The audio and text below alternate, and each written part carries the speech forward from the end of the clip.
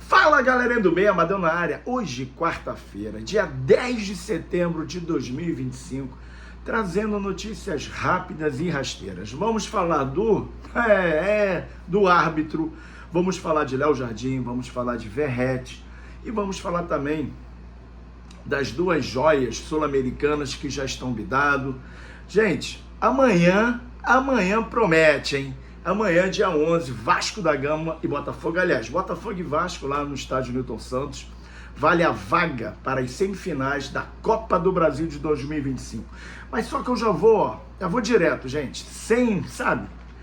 Sem problema algum.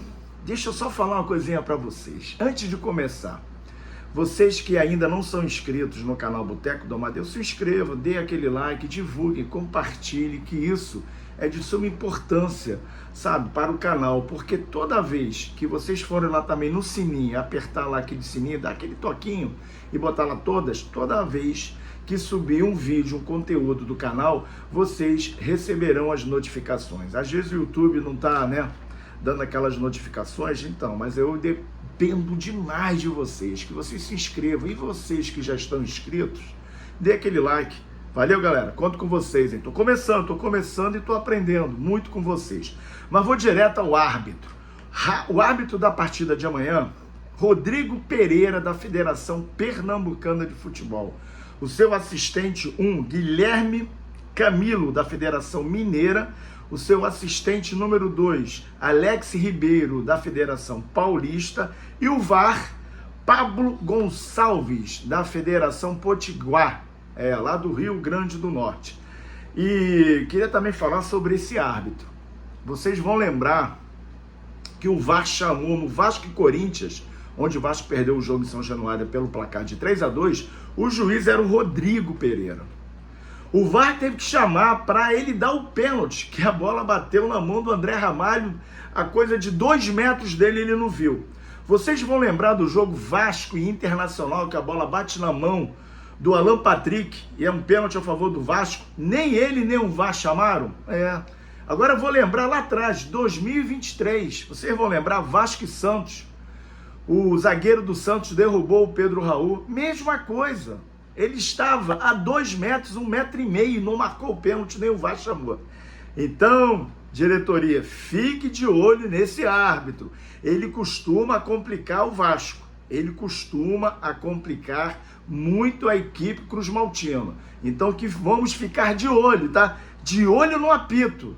O seu Rodrigo Pereira, acho que tem que apitar melhor, fazer uma reciclagem, mas vamos embora, porque amanhã é decisão. E espero que o Vasco amanhã consiga superar a equipe qualificada, uma boa equipe, a equipe do Botafogo. E o Botafogo vai ter talvez um desfalque, tá, gente? Porque na tarde de ontem, durante o dia de ontem, terça-feira, o meio-campista Danilo não treinou. E é um jogador importante, na equipe do Botafogo, no meio-campo do Botafogo. Então, e tem o Vitinho também, que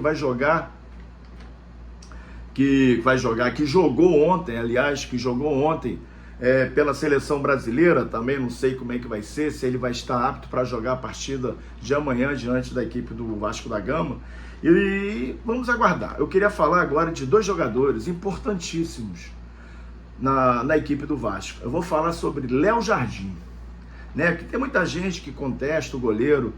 O goleiro chegou no início de 2023, do ano de 2023 até agora, até o dia 10 de setembro, é o goleiro que mais pênalti defendeu, tá? Mais pênalti defendeu na Copa do Brasil. E de 2024 para cá, é o goleiro que mais defendeu pênaltis na Série A. É o Léo Jardim. É o goleiro do Clube de Regatas Vasco da Gama, o Paredão. Só para vocês terem uma noção, em 23 fomos eliminados em casa, a partida de 0-0 diante da equipe Potiguar, a equipe do ABC. O Pedro Raul isolou a bola lá na piscina, lá no Parque Aquático. Em 2024, o Léo foi decisivo em 3 confrontos, gente. Em 3. Água Santa, na segunda fase, defendeu um pênalti. Fortaleza, na terceira fase, ele defendeu um pênalti. E contra o Atlético Paranaense, nas quartas, ele também defendeu um pênalti. Só que, em cada fase, ele defendeu um pênalti, foram 3 pênaltis. Aí vamos para 2025, que é esse ano aqui que nós estamos. Diante da equipe do Operário na terceira fase, tá? O jogo foi 1-1. Ele defendeu 3 pênaltis. 3 pênaltis, o Léo Jardim. E é um goleiro que está, sendo que ele tem aquela dificuldade de sair jogando com os pés, está aprimorando, está melhorando, está saindo, voltou a sair bem do gol, que ele tinha essa dificuldade também. Só que para mim o Léo Jardim é o melhor goleiro do Brasil, gente. Porque não tem como você convocar o Hugo Souza e convocar Bento. O Bento entregou um título lá no Sauditão.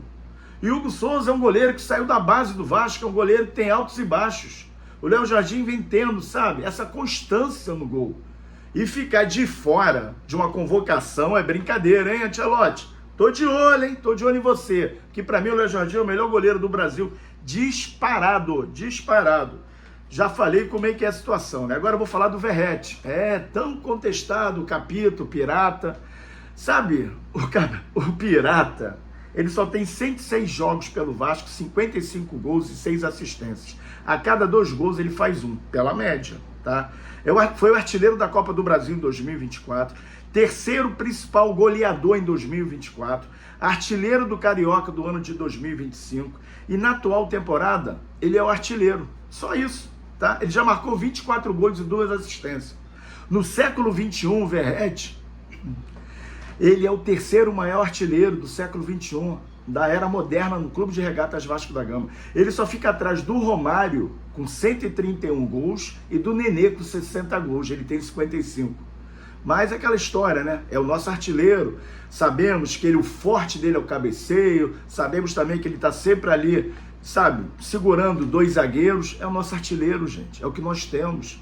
Temos que confiar no Verratti e temos que confiar também, sabe, no nosso paredão, sabe, na nossa muralha, que é o Léo Jardim, sem contar com o elenco, que está sendo agora realmente reforçado. O elenco está ficando um pouco mais qualificado. Nós temos Coutinho, Barros, que está sendo, sabe, que foi a grande surpresa, né, porque ele foi repatriado do América Mineiro há menos de um mês, um jogador que vem jogando com, sabe, com consistência. O próprio Hugo Moura, que saiu de uma volância, que foi para a zaga. Então, gente, é o que nós temos e eu acredito muito no Vasco. Espero que vocês tenham essa fé, que acreditem que o Vasco amanhã vai fazer uma bela partida e vai se classificar diante da fortíssima equipe do Botafogo. Acredito muito no Vasco e espero que vocês também acreditem. E também agora à noite, agora à noite não, ontem à tarde, no finalzinho da tarde, início da noite de ontem, o Vasco anunciou as contratações dos 2 jogadores, né, da base para sub-20, que é o paraguaio, meia atacante, né? Brian Grans, meia atacante paraguaio, e também um atacante venezuelano, que vem sendo a revelação, é o capitão da seleção sub-20 da Venezuela, Santos Torrealba. Os jogadores já estão inscritos, já estão bidados e já estão prontos para jogar na sub-20 e quem sabe, de repente, fazer um teste no time principal. Galera, aqui é assim, é rápido, é vapt e vupt. Trouxe as notícias rapidinho para vocês. Hoje, dia 10, quarta-feira, eu desejo para vocês, um super dia, uma quarta abençoada, que vocês tenham paz no coração de vocês. Valeu, galerinha. Obrigado por tudo. Um beijo. Fique com Deus.